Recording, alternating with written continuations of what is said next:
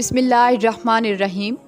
جب اپنا غم کسی سے بیان نہ کر سکو، جب اپنی کیفیت کو خود ہی نہ سمجھ سکو، جب کوشش کر کر کے تھک جاؤ، ذہن کام کرنا چھوڑ دے،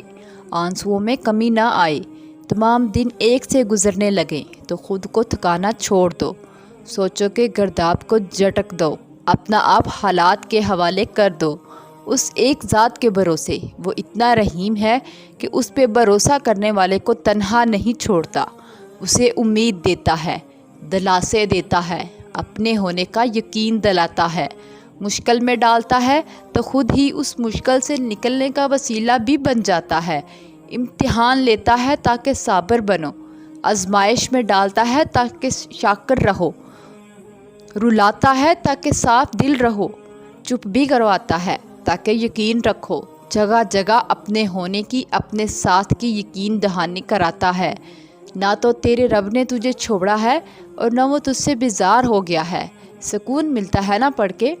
اور وہ چنتا انہی کو ہے جن کو وہ خاص کرنا چاہتا ہے۔ پھر غم کس بات کا؟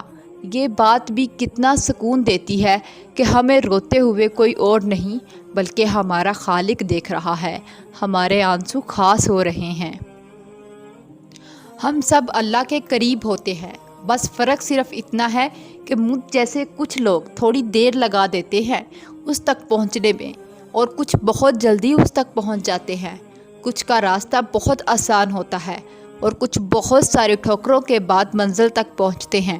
کچھ کو وہ ایک دم سے اپنی جانب کھینچ لیتا ہے اور کچھ کو آہستہ آہستہ ایک ایک قدم کر کے وہ اپنی طرف لاتا ہے۔ مگر جانتے ہو وہ شخص جو طاقتور ہے، جو جلدی مصلحت کو تسلیم کر لیتا ہے، اور دوسری طرف وہ شخص جو میری طرح گڑ گڑاتا ہے، روتا ہے، مصلحت چاہ کر بھی تسلیم نہیں کر پاتا، وہ دونوں شخص اللہ کے لیے برابر ہیں۔ بس وہ جو روتا ہے نا، وہ زیادہ لاڈلا ہوتا ہے، جیسے لاڈلے بچے کو پتہ ہوتا ہے نا کہ ضد کروں گا تو سب مل جائے گا، اسے اپنے ہر بندے سے ایک جیسی محبت ہے، وہ کبھی فرق نہیں کرتا۔ وہ اگر کسی کو کچھ عطا کرتا ہے تو تمہیں بھی نئے طریقوں سے نوازتا ہے، ذریعے مختلف ہیں مگر وہ خالی ہاتھ کسی کو نہیں لٹاتا۔